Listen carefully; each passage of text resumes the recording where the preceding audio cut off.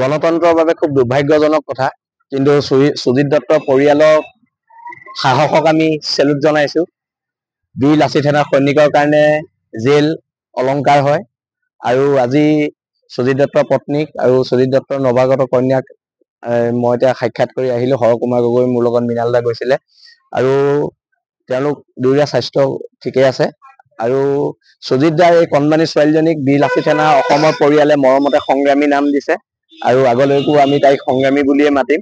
আৰু দেশ জাতিৰ কাৰণে সুজিত দত্তৰ এই ত্যাগক অসমৰ খিলঞ্জীয়া জনগণে সদায় মনত ৰাখিব।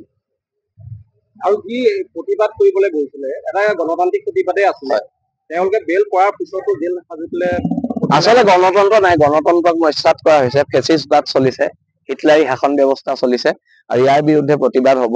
আৰু অসমৰ সমাজ জীৱনে, অসমৰ খিলঞ্জীয়া মানুহে কেতিয়াও নগ্ন সভ্যতাক আঁকোৱালি নলয়, আৰু এই নগ্নতাৰ বিৰুদ্ধে নিৰন্তৰ প্ৰতিবাদ চলি যাব।